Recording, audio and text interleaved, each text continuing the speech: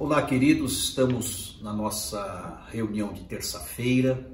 Essa palavra contempla esse momento e, como de costume, toda terça nós temos um ajuntamento na nossa igreja presencial para orarmos por diversos temas, por diversos assuntos, por diversas pessoas, em várias situações. Como nós estamos neste momento de isolamento, então estamos com este canal. Espero que você participe tanto quanto se estivesse presente. Espero que você seja intenso nas orações. Estarei passando uma lista de pessoas e de pedidos na terça-feira para que você possa, juntamente com seus familiares, somar forças conosco nessa corrente de oração para que o Senhor possa intervir nas vidas e nas situações caóticas e difíceis. Quero ainda deixar uma palavra sobre princípios de oração. Hoje última terça-feira do mês, seria aquele nosso encontro também, uma observação que quero fazer, de homens e mulheres. Mas por conta então deste clima, preferi seguir com o tema de oração e no próximo mês espero que todos estejamos liberados para o ajuntamento e para a contemplação deste culto de homens e mulheres que tem sido muito edificante para todos nós, ok? Então, princípios de oração. Quero fazer uma oração primeiro. Senhor, fale conosco através da Tua palavra. Abençoe, Senhor, este ajuntamento. Visite cada lar, cada sala, cada ambiente. Abençoe a nossa igreja. Deus, cubra com Teu sangue a nossa igreja. Acampe os Teus anjos ao redor de cada filho Teu. Prospere a vida de cada um. Supra as necessidades. Vem com o Teu socorro bem presente na hora da angústia. Vem nos esconder em Ti, no Teu esconderijo. O Senhor é o nosso lugar de descanso. O Senhor é a nossa proteção. O Senhor é o nosso escudo. A Tua palavra é o nosso broquel. Abençoe, Pai. Proteja a Tua igreja. Livra de toda contaminação, quer de demônios, quer de enfermidades, quer do pecado. Deus, guarde-nos e neste momento, fale conosco, neste momento em que a Tua igreja se reúne de forma virtual para a contemplação da Tua palavra e para a intercessão mútua. É o que eu oro e te agradeço em nome de Jesus. Amém. Princípios de oração. Orar, então, queridos, é se relacionar com Deus. Nós podemos pensar, conforme falou Jesus, o Sermão do Monte, definindo a oração. Ele declarou assim: não sejam iguais a eles, porque o seu Pai sabe do que vocês precisam antes mesmo de o pedirem. Então Deus já sabe o que nós precisamos. Deus contempla as nossas expectativas e necessidades. Antes que a palavra saia da boca, Deus, pela sua onisciência, Ele sabe aquilo que está angustiando o nosso coração. Então nós não oramos tão somente para pedir coisas para Deus. Nós não oramos tão somente para que Deus intervenha nas situações difíceis. Nós não oramos tão somente para que Deus possa manifestar milagres e alterar realidades caóticas na nossa vida. Em primeiro lugar, nas palavras de Jesus, na visão de Jesus, nós oramos para nos relacionarmos com o nosso Deus como Pai Celestial. E na esteira disso, vale lembrar, e coloco aqui como introdução, que nós não sabemos orar. Precisamos da intervenção, da ajuda do Espírito Santo. Diz aí o texto em Lucas 11:1, e aconteceu que, estando ele a orar num certo lugar, quando acabou, lhe disse aos seus discípulos: Senhor, ensina-nos a orar, como também João ensinou aos seus discípulos. Então, trazendo aqui essa palavra do Sermão do Monte, e Jesus também ensinou eles a orarem, lá em Mateus capítulo 6, corrobora com esta palavra de Lucas, que acabamos de citar, que está aí no quadro, nós precisamos da ajuda de Deus na oração. E será o Espírito Santo, diz Paulo aos Romanos agora, um texto bem conhecido, que estará intercedendo por nós, porque não sabemos orar como convém, não sabemos pedir de forma coerente. Nosso coração, ele é um coração enganoso, nós somos vulneráveis no que tange as nossas emoções, nós somos variáveis nas nossas personalidades e identidades. Então, nós sofremos alterações, por isso que nós não conseguimos nos manter absolutos constantemente. O único absoluto, ao qual se faz como rochedo, como algo sólido, é Deus. E é nele que nós precisamos nos refugiar, nos apoiar, nos alicerçar. Então está aí a ajuda do Espírito Santo, fazendo uma tradução dos nossos pedidos, fazendo uma correção das nossas orações, gemendo, intercedendo, traduzindo, fazendo uma melhor hermenêutica diante de Deus e, consequentemente, mandando a melhor resposta para nós. É o Espírito Santo que nos ajudará no momento da oração. Os movimentos na hora em que nós estamos orando são dois. Nós nos movimentamos para dentro de nós, começamos a perceber quem somos, quais são os nossos pedidos, os nossos valores, a nossa têmpera, como é que está o nosso interior. Luzes da parte de Deus, do Espírito Santo, são lançadas para dentro de nós, para que possamos nos enxergar a partir dos olhos dele. E o outro movimento é transcendental. Está aí o texto, movimento da transcendência. Portanto, vós orareis assim: Pai nosso que estais nos céus. Então a gente transcende, a gente vai além de nós mesmos. Nós não nos constituímos como um fim em nós mesmos, a gente parte para algo maior, a gente admira Deus como o ser perfeito nas nossas vidas, a gente não fica como um poço cheio de mazelas, de pecados, de contrariedades, de vulnerabilidades. Se nós nos voltarmos para nós mesmos, sempre nós inflamaremos, nós cairemos doentes com as doenças da alma e, consequentemente, gerarão problemas psicossomáticos. Então, nós temos que sair de nós, não no sentido de uma viagem mística, muito pelo contrário, a gente sai pela fé, a gente foca em Deus. Esse movimento para Deus como Pai Celestial se chama transcendência. Então está aí, esse é o movimento, no momento da oração e a introspecção que eu falei, conforme o salmista declarou: sonda-me, ó Deus, e conhece o meu coração. A melhor pessoa para nos conhecer é Deus. Nem nós mesmos, por conta da vulnerabilidade que estou falando, é o suficiente. Nós não nos conhecemos de acordo com a total realidade, na amplitude de todos os nossos comportamentos.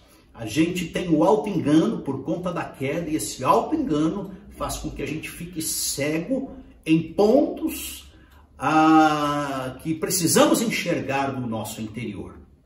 Então, precisamos nos olhar e nos enxergar a partir dos olhos de Deus, disse o salmista. Prova-me, diz ele, conhece os meus pensamentos. Ele se expôs e vê se há em mim algum caminho mau e guia-me pelo caminho eterno. Então está aí princípios de oração. Nós precisamos considerar tudo isso, os movimentos no momento da oração e os propósitos da oração. Que propósito a oração cumpre? Então vamos lá. Em primeiro lugar, a exposição que eu estou falando.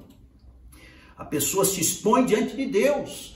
O texto áureo para isso é o texto de Coríntios, capítulo 3, verso 18, que diz que com o rosto descoberto, refletindo como que um espelho a glória do Senhor, somos transformados de glória em glória, na mesma imagem como pelo Espírito do Senhor. Então é como se um espelho estivesse à nossa frente, esta é a ilustração do texto, e nós estivéssemos nos enxergando com precisão, com detalhes, com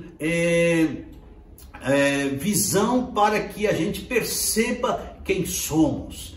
Esse é o propósito da oração. Um segundo propósito é a conversão.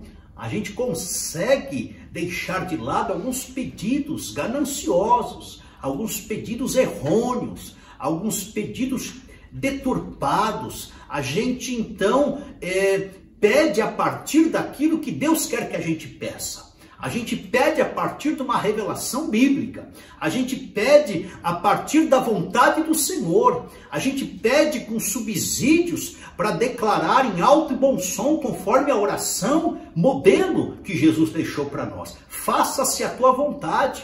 No início a gente pede de uma forma um pouco gananciosa, egocêntrica, egoísta, mas ao passo que a gente exercita a prática, o hábito da oração, a gente passa a pedir a partir daquilo que Deus quer que a gente peça, pelo fato de discernirmos melhor a vontade do Senhor na nossa vida. E Jesus teve autoridade, ele pedia de acordo com o que o Pai queria fazer. Tal era a intimidade de Jesus com o Pai dele celestial, com Deus.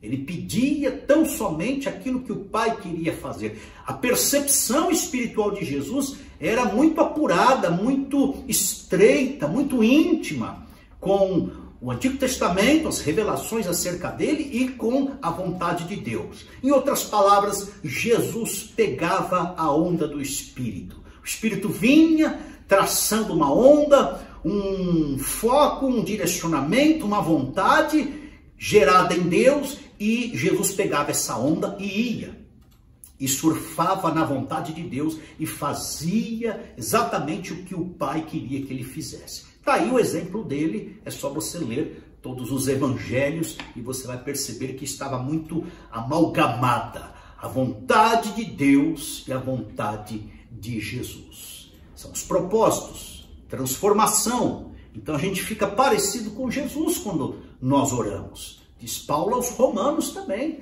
O propósito da nossa vida é que quando oramos, quando lemos a palavra, quando caminhamos com Deus, quando nos esforçamos no aspecto humano, claro que a graça distensiona isso, mas no aspecto humano, cabe a todos nós um esforço pessoal próprio. Então, quando nós nos esforçamos em fazer a vontade de Deus, que é boa, agradável e perfeita, consequentemente, vamos tomando a silhueta parecida com a de Jesus. Os contornos, os movimentos, os traços, as vontades ficam também próximas da imagem de Jesus. E Jesus, conforme falou o Pacto de Lausanne, é a perfeita imagem de Deus. Claro que com base em Hebreus e com base em Colossenses, que eles concluíram isso. Muito bem, são os propósitos da oração. E os efeitos da oração?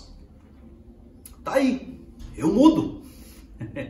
Sou transformado, eu preciso mudar.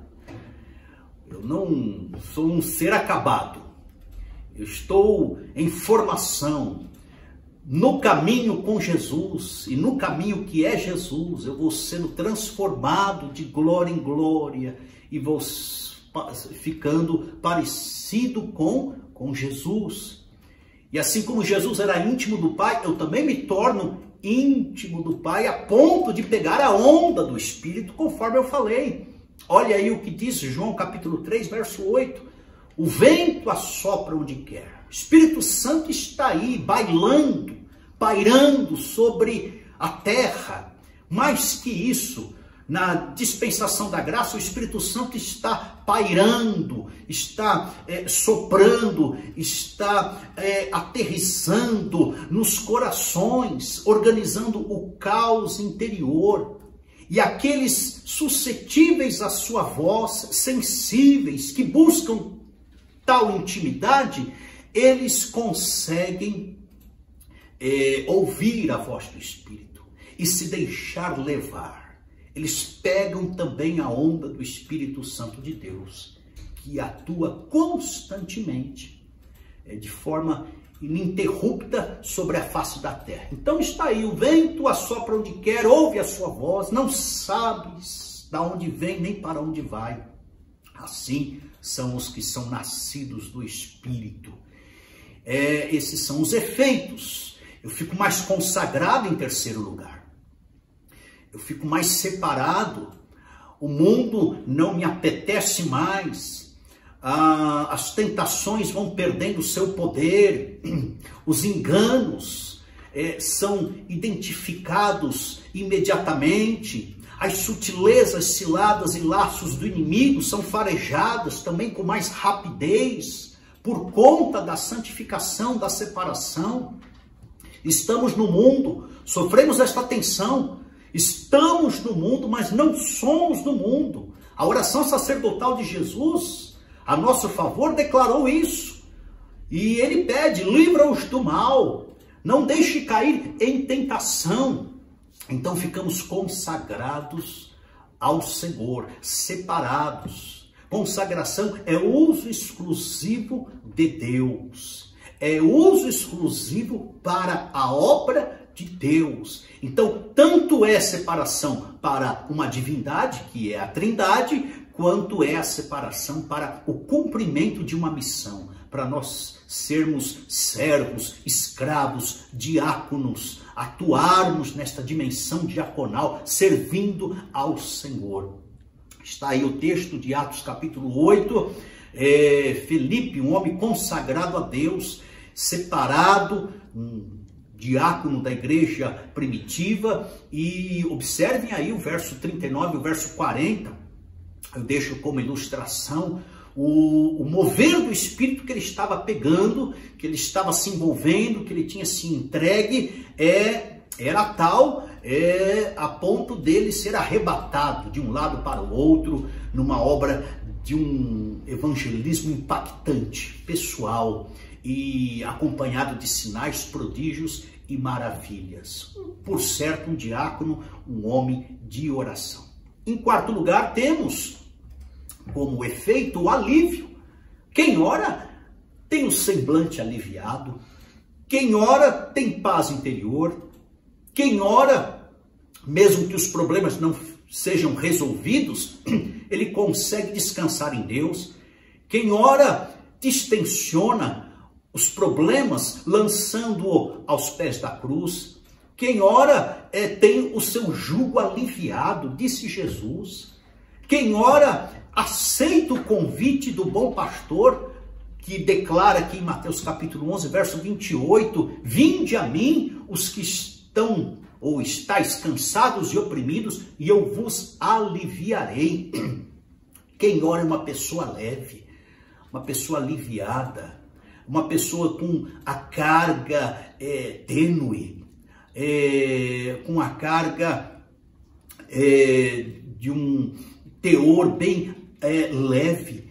E isso é refletido na vida, nas palavras, isso é refletido no semblante. Então tá aí.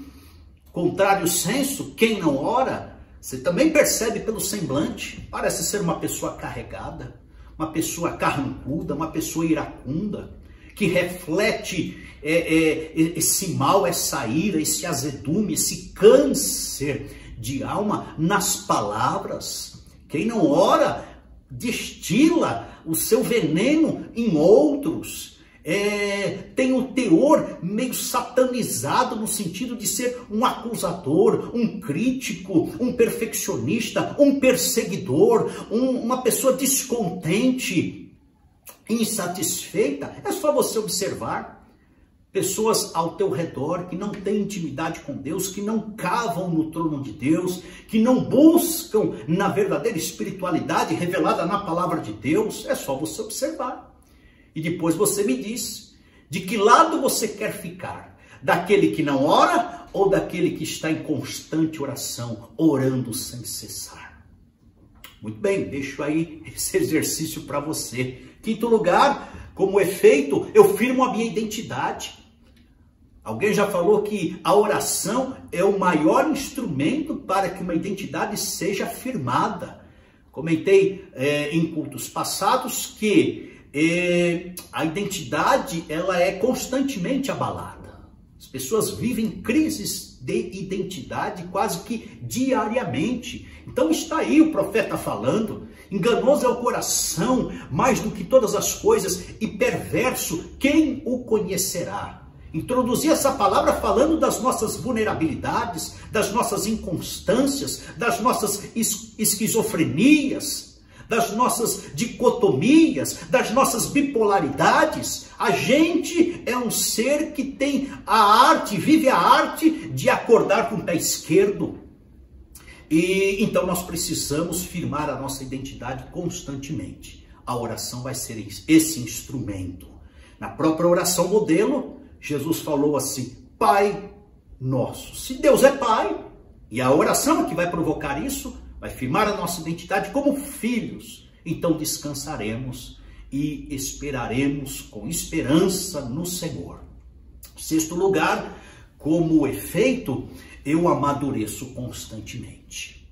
Olha aí, a gente começa a entender a vida, a gente começa a absorver a vida, a gente começa a partir para cima da vida, a gente vai se desprendendo de coisas, de meticulosidades, a gente vai invertendo valores, a gente vai buscando a essência das coisas, a gente prefere as coisas de Deus, semelhante a Maria aos pés de Jesus, naquele quadro tão emblemático da espiritualidade. Maria aos pés de Jesus e Marta preocupada em lavar panelas, em fazer comida, em limpar a casa.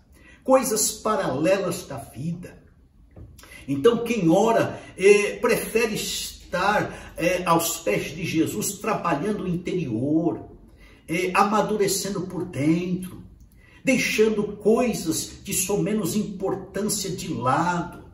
Prefere ir no âmago, receber um alimento sólido e não ficar preocupado com perfumarias, com panelas, com coisas corriqueiras, se embaraçando, conforme falou Paulo a Timóteo, nos negócios desta vida. Não estou falando que você não deve buscar o pão de cada dia, trabalhar, melhorar o canudo e ingressar no secular. Não estou falando isso, nós precisamos partir para campo nesse sentido. Mas eu estou falando que sempre que tivermos a oportunidade, devemos ser como Maria, estarmos aos pés de Jesus. Então está aí, alegrai-vos na esperança, pacientes na tribulação, perseverantes em oração. É um amadurecimento. Não trocaremos o momento da oração pelo Facebook, pelo Netflix, pelo WhatsApp, em momento algum, ok? Os passos dentro dessa temática, princípios de oração, quais são os passos? Em primeiro lugar, você tem que colocar por terra a resistência. E você pode indagar: mas pastor, o senhor cita muito inimigo em certos momentos da tua palavra. Cito porque de fato ele atua. Claro que eu não concordo que o cristão ele chega a cair endemoniado. Não. Nós somos templos do Espírito Santo de Deus. Mas o que eu quero dizer aqui, dentro do conflito espiritual que não há paz, é que o inimigo é agente de impedimento à nossa oração.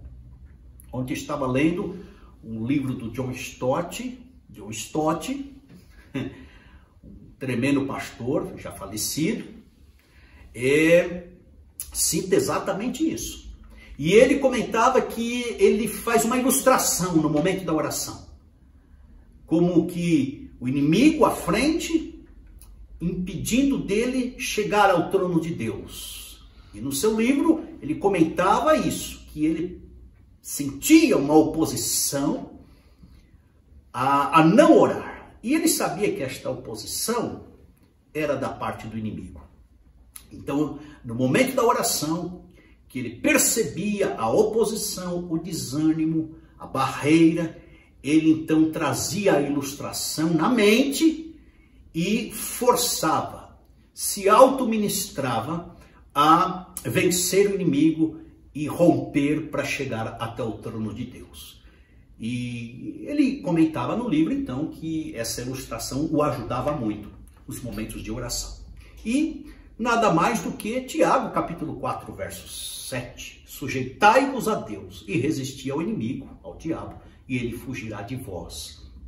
Eu quero dizer que no momento da oração, vem um sono, vem um desânimo, o WhatsApp toca, a campainha toca também, e aí surge algum problema, o carro quebra, o cano da pia estoura.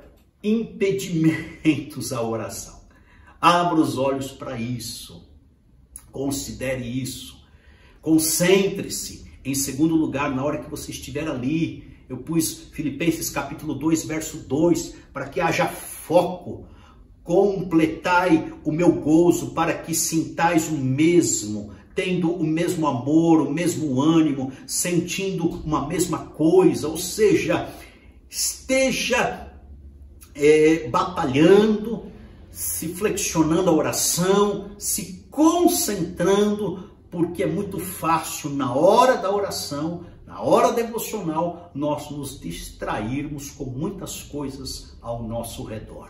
A nossa agenda, a pós-modernidade, faz com que as nossas horas se transformem em minutos, os nossos minutos em segundos, os nossos segundos em ausências diante de Deus. A pós-modernidade nos entretém muito com coisas, com tecnologias, para que a gente não foque na oração. Muito bem, e aí, concentrado, com foco, flexionando, se debruçando nesse momento da oração, comece confessando pecados. Texto de Tiago: confessai os vossos pecados uns aos outros. Confesse a Deus. O próprio texto de João também corrobora com esse, confessando os nossos pecados a Deus. Ele é fiel e justo para nos purificar. Perfeito não somos. O próprio texto de João fala que se nós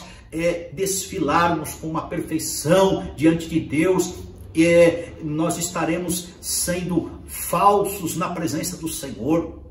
Não há essa perfeição absoluta. Então, inicie já concordando com Deus acerca dos seus erros, acerca dos desvios, acerca daquilo que entristeceu o Espírito Santo de Deus no seu coração. E na esteira disso, quebrante-se, que haja contrição. A oração de contrição é aquela que você então se pressiona e gera arrependimento no coração.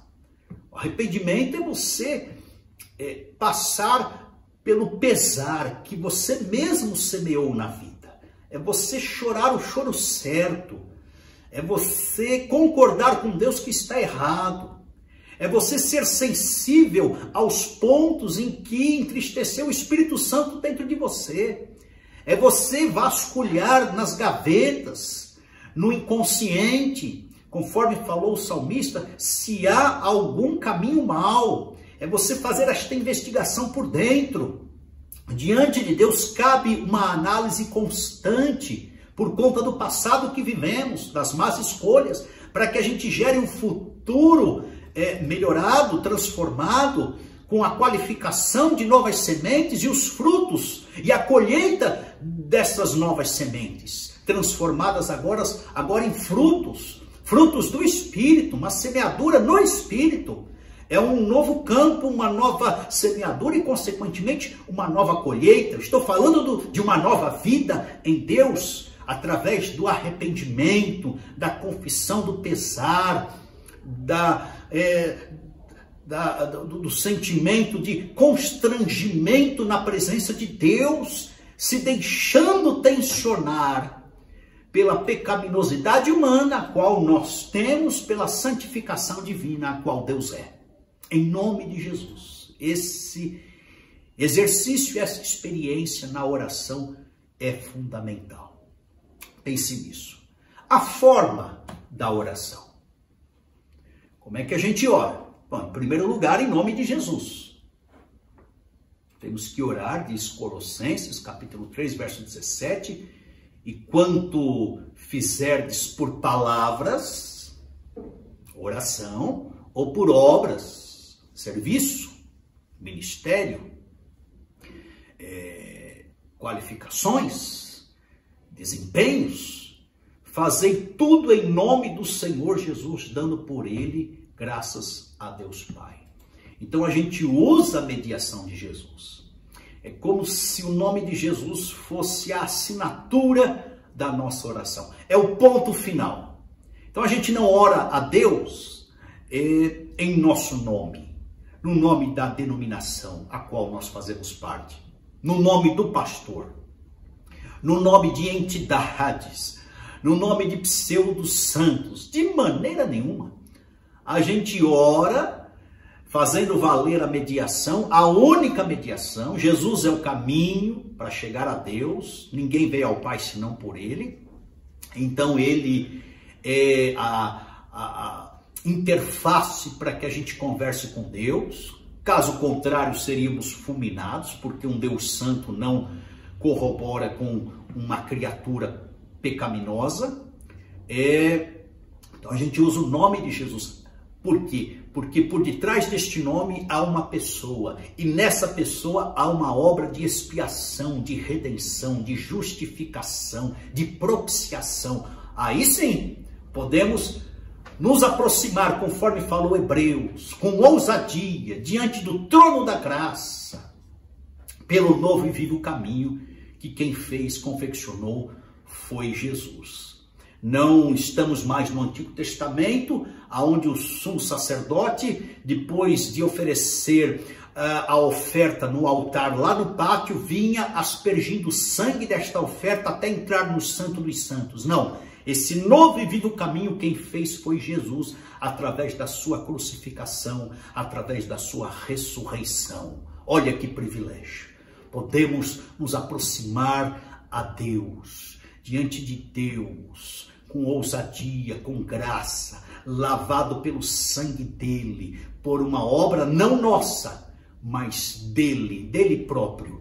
Ele fez esta obra, em nome dele, que nós podemos nos aproximar. Usufrua do nome de Jesus. Agora, esse nome tem poder na boca daquele que tem Jesus reinando no coração. Tem muita gente que usa o nome de Jesus de forma mântrica, como se fosse um abracadabra evangélico, como se fosse uma varinha de condom, como se fosse um passe, uma bênção, mas não tem Jesus reinando no coração. O efeito é diferente.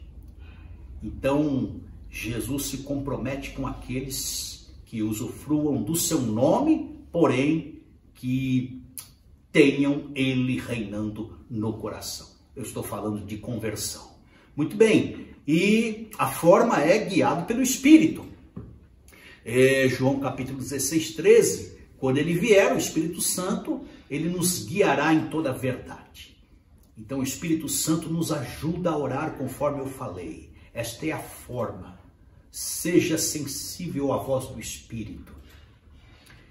A voz do Espírito Santo dentro de você. Você, cristão, você é templo do Espírito Santo. Deixe ele falar. Dê voz a ele. Silencie. Fique quieto. Tenha esse momento da quietude. A oração passa por isso também. A oração silenciosa. Entre na contemplação. Comece a receber do Senhor o emergir de coisas, de realidades, de pessoas, de palavras. Se nós falarmos na oração como tagarelas, não nos aquietando, ficará difícil o Espírito falar. Deixe ele falar. Conforme falou Samuel, fala que o teu servo ouve. E entre nesse momento da contemplação que é benéfico e faz parte dos detalhes da oração. Muito bem, somos direcionados por Deus. Essa é a forma. Então, aqui guiado pelo Espírito, direcionados por Deus, na dimensão da cruz. Essa é a forma da oração. Quando nós oramos, estamos envolvidos com a crucificação de Cristo. A cruz, ela tem valor experiencial no momento da oração. Nós vivemos na dimensão da cruz. Então eu oro, eu me crucifico com Cristo, no sentido espiritual da coisa, estou crucificado com Cristo. Na oração eu mortifico a minha velha natureza, não reino mais, Cristo reina em mim. Eu dou morte e voz de prisão às carnalidades e aos impulsos do velho homem. Consequentemente, o poder da ressurreição me refaz para que eu viva a experiência semelhante de Cristo, a da ressurreição. E viva no poder da ressurreição. E viver no poder da ressurreição significa relativizar sofrimento. Significa relativizar o poder de Satanás. Significa relativizar essa existência caída. Significa relativizar as dores da minha alma. Significa relativizar o tempo. Ou seja, eu me lanço para a glória. Eu me lanço para dias melhores. Eu me lanço para a eternidade. Eu me lanço para a Nova Jerusalém, aonde Deus enxugará dos olhos toda lágrima. Essa é a esperança do crente, do cristão. E a oração vai ser um instrumento de conscientização, mais que isso, de experiência viva, real, eficaz, profunda, para que ele não fique fazendo crescer raízes nesta terra. Estou querendo dizer que os boletos passam, esta vida passa, as coisas aqui se deterioram, mas aqueles que fazem a vontade do Senhor permanecerão e transcenderão para a glória. Muito bem, e a forma é que eu posso fazer isso em diversas posições. Tem gente implicada, mas não pode orar deitado, pode. Mas não pode orar de ponta cabeça, pode. Mas só pode orar de joelho. Tem gente um pouco idólatra nesse sentido. Não, meu irmão, se desprenda disso. Você num leito de hospital, a única posição que você conseguirá orar vai ser deitado. De repente você entubado, o único instrumento a qual você poderá orar vai ser a tua consciência sem palavras. Talvez a tua lágrima escorrendo no teu rosto seja uma baita oração diante do Senhor. E o Espírito Santo traduza isso diante do trono de Deus, mandando resposta. Então, eu costumo dizer como é que Jonas orou ali no ventre do grande peixe, quando ele estava sendo disciplinado pelo Senhor, quando ele estava sofrendo aquelas consequências da sua rebelião. Ninguém sabe a posição de Jonas, mas ali está uma das orações mais agonizantes da Bíblia. Diz o texto que ele desceu às câmaras do inferno. E eu não falaria diferente se eu estivesse no lugar dele, no ventre de um peixe, com aquele cheiro de putrefação, totalmente ameaçado, no limiar da vida e da morte, sem saber qual seria o destino final, o desfecho final daquela minha rebelião. Eu oraria de forma agonizante, como orou o profeta Jonas. Então ali, por certo, ele estava em pé, ajoelhado, deitado, de ponta cabeça, porque foi sendo solapado pelo grande peixe ali, em toda a sua trajetória até ser vomitado e chegar na praia. Então é em pé, de joelhos, inclinado à terra, com as mãos erguidas, com as mãos baixas, prostrado, enfim, são em diversas posições. Diversas posições nós podemos orar. E os lugares? também vários os lugares, diversos os lugares. A oração no templo não tem mais poder do que a oração feita na pizzaria. Se essa oração na pizzaria for com um sincero coração, talvez até ela tenha mais efeito do que a oração no templo, que às vezes é envolvida com certo ritualismo exibicionista. Então não fique implicado com isso também. Ore em todos os lugares. É na calçada, é no metrô, é no banheiro, é no ambiente de trabalho, é na repartição pública, é no terraço, é na prisão, conforme orou ali Paulo e Silas. Ore no seu quarto, ore na sua cozinha, salmodie o Senhor, louve ao Senhor, adore ao Senhor, interceda por vidas. Pense nisso, princípios de oração. Vamos lá, indo em frente. Aí diz aqui o que impede a resposta da oração. Isso é importante. Por que nossas orações não são respondidas? Em primeiro lugar, a incredulidade. Você tem que orar com fé. Olha aí o texto de Hebreus. Sem fé é impossível agradar a Deus. Nós temos que acreditar que Deus está ali, ouvindo. A fé tem essa performance. Deus é invisível, mas pelo fato de nós crermos nele, acreditamos que ele está conosco ali. E de fato está, porque está em todos os lugares. Um outro elemento é a ganância. Pedi e não recebeis, porque pedis mal, para gastardes em vossos deleites. Então põe um filtro aí. O que você tem orado não tem sido de teor ganancioso, materialista, egocêntrico, acumulativo. Não estou falando para você não granjear riquezas, mas observe se não há uma porcentagem grande de ganância, porque Tiago fala que a gente pede para gastar em deleites. Observe aí, pecados, em terceiro lugar, impede a oração. As orações. Olha, Provérbios 28:13, o que encobre as suas transgressões, os seus pecados, nunca prosperará. Ou seja, fica um negócio emperrado, fica um negócio sem resposta, fica um vazio, é algo inócuo, parece que Deus está distante, a gente não sente a presença dele, parece que o que a gente fala não passa do teto, sai da boca e cai no chão. As nossas palavras, por conta de pecados.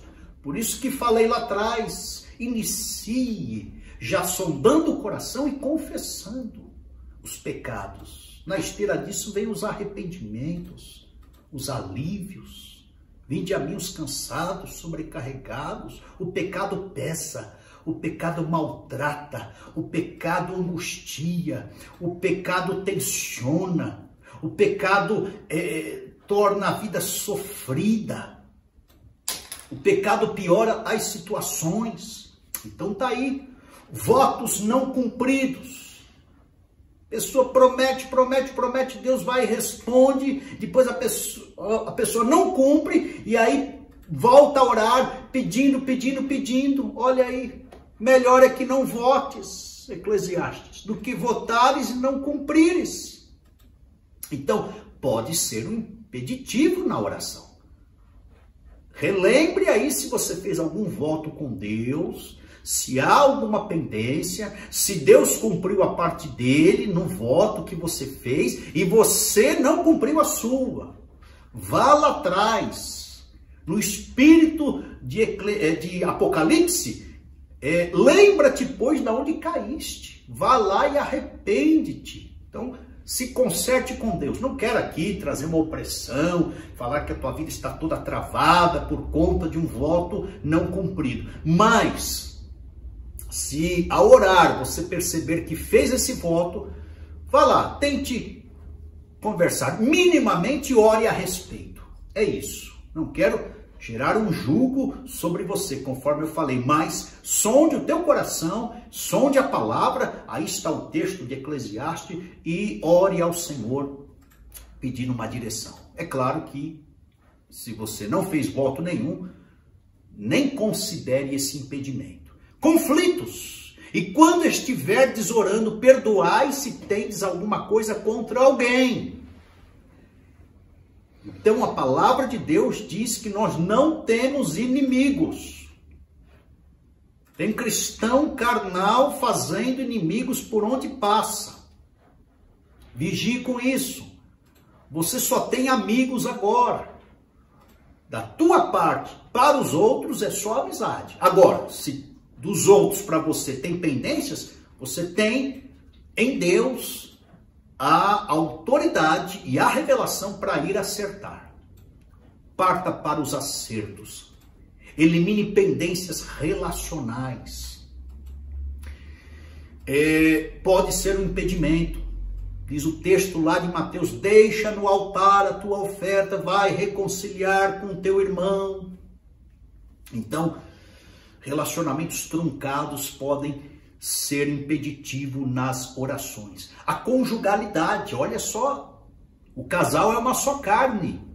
E diz o texto que se o marido não for sensível, for uma pessoa bruta, desconsiderando a esposa, negligenciando o seu papel no lar, o texto aí de Pedro, as orações são interrompidas. Deus leva muito a sério essa conjugalidade, o relacionamento marido-esposa e vice-versa. Isso tem que estar afinado, isso tem que estar misturado, e de fato são uma só carne. Isso tem uma comparação de Cristo com a igreja. Cristo está na igreja, a igreja está em Cristo. Eles têm aí uma unidade, é o poder da integração, da integralidade. Então vigia aí, marido, vigia, esposa. Não rompa com fragmentações, com papéis, com partidarismos, com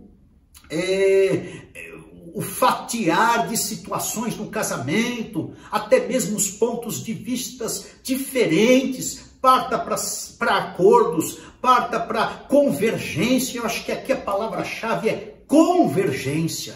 Um tem que convergir ao outro constantemente. Isso é um exercício conjugal. Observe isso. 7º lugar, o que impede? O exibicionismo. Você pega Mateus capítulo 23, Jesus dando uma saraivada de exortação em crente religioso, em crente tradicionalista, em crente legalista, em crente exibicionista. Ele vai falando de capa a capa. No capítulo 23, vocês são hipócritas, hipócritas, hipócritas. Parece que Deus detesta essa raça de gente hipócrita que quer ficar aparecendo, desfilando espiritualidade que não tem. Então vigie com isso, meu irmão. Seja o simples, seja o moderado, seja aquele que espere as pessoas chamarem a cena, galgue um crescimento, oportunidades, uma maturidade espiritual e eclesiástica a seu tempo. Tem gente que cai de paraquedas e já quer demonstrar uma espiritualidade que não tem. Já quer desfilar como pregador que não é. Já quer ministrar como aquele que resolve tudo no seio eclesiástico, coisa que não tem. Vigie com isso. Prefira ser aquele que descanse na graça e cresça par e passo, gradativamente, diariamente. E Deus estará te usando a seu tempo. Muito bem, religiosidade, conforme eu falei aqui, diz o texto lá de Mateus, Sermão do Monte, as pessoas orando, repetindo palavras. Jesus falou, isso aí é gente religiosa. Isso não me comove. Quantidade de palavras, frases de efeito, jargões evangélicos ou cristãos, mantras prontos, não tem efeito na oração. O que Deus quer é um coração contrito e quebrantado. Conforme eu falei, lágrimas falam mais do que palavras. Então a sinceridade do coração, entenda isso. Deus vê o coração, Deus vê por dentro e não por fora.